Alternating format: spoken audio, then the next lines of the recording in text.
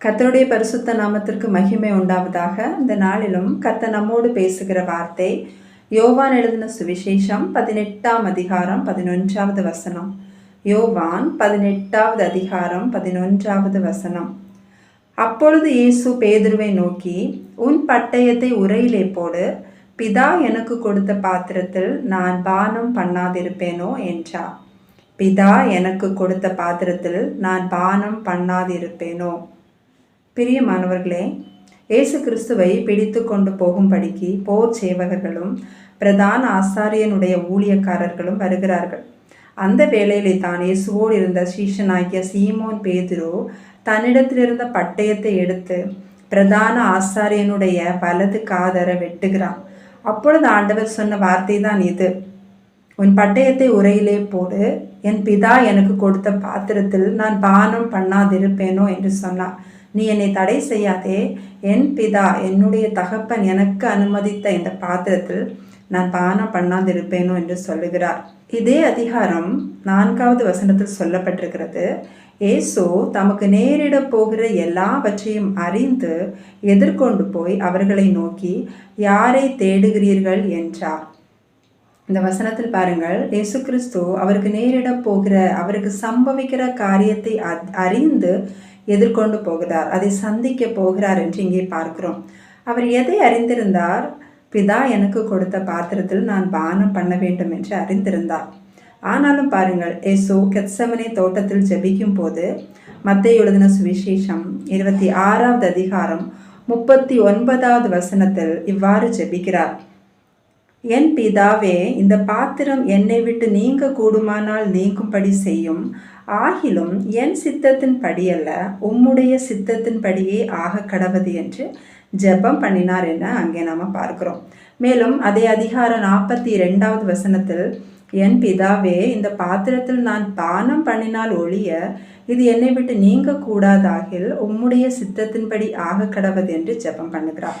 மேலும் இதே காரியத்தை குறித்து மார்க் எழுதின சுவிசேஷம் 14வது அதிகாரம் 36வது வசனத்தில் சொல்லப்பட்டிருக்கிறது, எல்லாம் உம்மால் கூடும், இந்த பாத்திரத்தை என்னை விட்டு எடுத்து போடும், ஆகிலும் என்னுடைய சித்தத்தின்படி அல்ல உம்முடைய சித்தத்தின்படியே ஆக கடவுள் என்று சொல்லுகிறார்.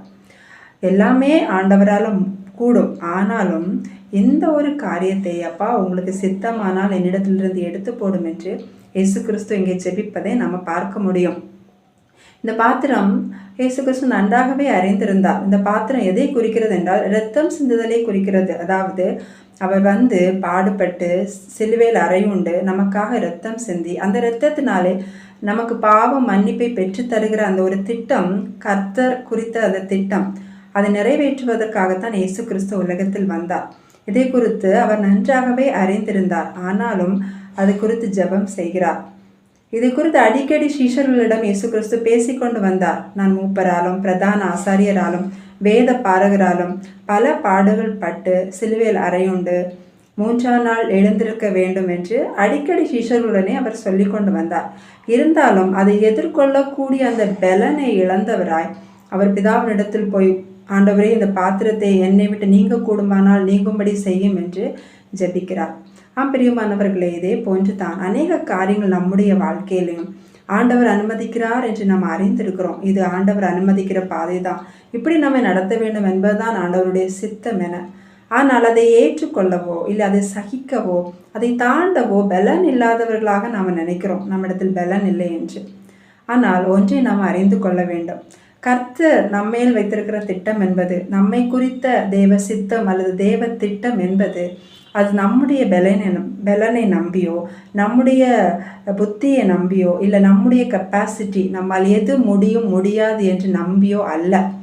அப்படி என்பதை நாம் உறுதியாக புரிந்து கொள்ள வேண்டும்.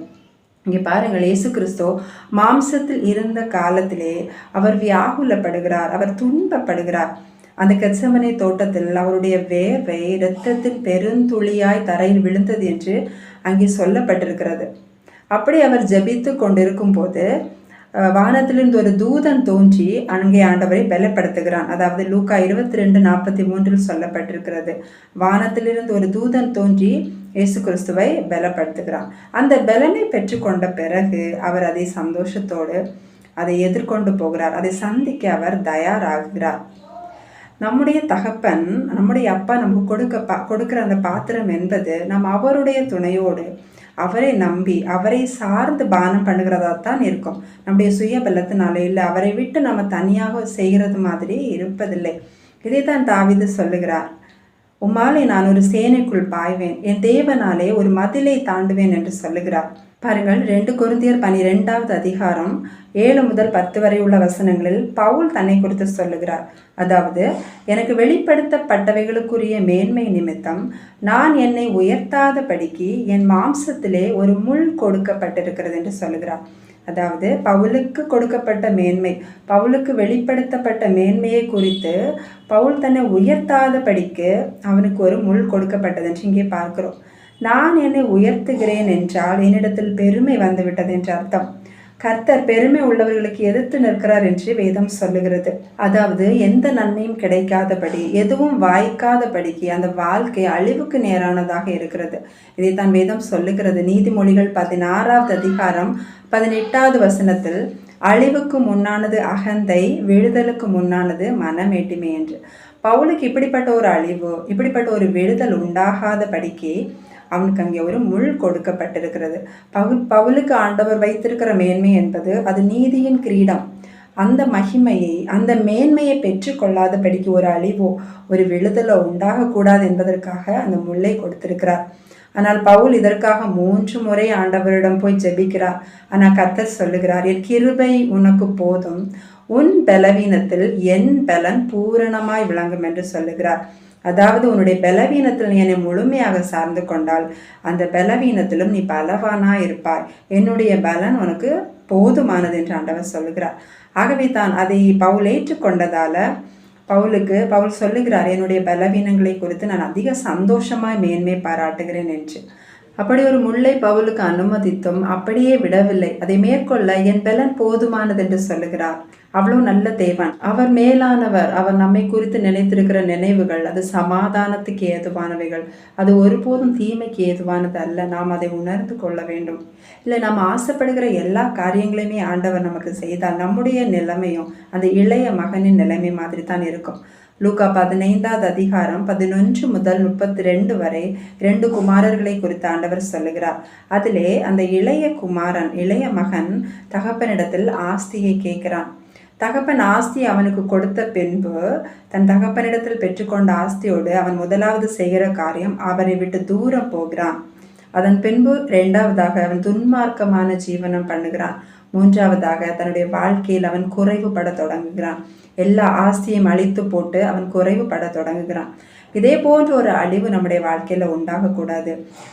நம்முடைய தகப்பன் நமக்காக வைத்திருக்கிற அந்த மேன்மையை, மகிமையை நம்ம சுதந்திரிக்க வேண்டும் என்பதற்காக பாடுகள், நிந்தைகள், துன்பங்கள் நம்முடைய வாழ்க்கையிலும் வரும். அது நம்முடைய அப்பா நமக்கு கொடுக்கிற அந்த பாத்திரம். ஆகவே தான் வேதம் சொல்லுகிறது, இக்காலத்து பாடுகள் இனி வெளிப்படும் மகிமைக்கு ஒப்பானது அல்ல என்று. இயேசு கிறிஸ்துவை அந்த தூதன் பலப்படுத்தின பின்பு அவர் சந்தோஷத்தோடு அதை எதிர்கொள்கிறார். என்ன சந்தோஷம் என்று நாம பார்த்தோம் என்றால், எபிரேயர் 12வது அதிகாரம் 2வது வசனத்தில் சொல்லப்பட்டிருக்கிறது, அவர் தமக்கு முன் வைத்திருந்த சந்தோஷத்தின் பொருட்டு அவமானத்தை எண்ணாமல் சிலுவையை சகித்து தேவனுடைய சிங்காசனத்தின் வலது பாரிசத்தில் வீற்றிருக்கிறார் என்று. அதாவது, அவருக்கு முன்பாக இருந்த இந்த சந்தோஷம் தேவனுடைய வலது பாரிசத்தில் இருக்கிற அந்த ஒரு மேன்மை. வேதம் சொல்லுகிறது, உம்முடைய சமூகத்தில் பரிபூரண ஆனந்தமும் உம்முடைய வலது பாரிசத்தில் நித்திய பேரின்பமும் உண்டு என்று.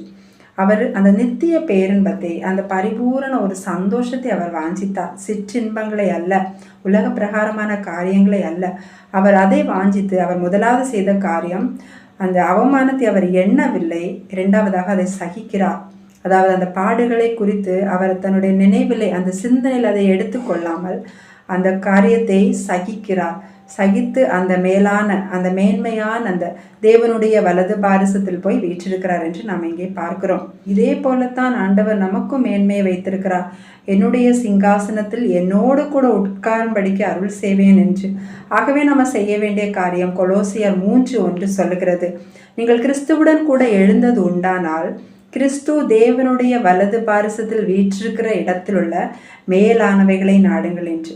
நம்ம ஆண்டவருக்காக வாழ்க்கையை அர்ப்பணித்தது உண்மையானால், ஆண்டவருக்காக வாழ்வேன் என்று அவரை ஏற்றுக்கொண்டது உண்மையானால், கிறிஸ்து தேவனுடைய வலது பார்சத்தில் வீற்றிருக்கும் அந்த மேலான இடத்தில் உள்ளவைகளே நாடுங்கள்.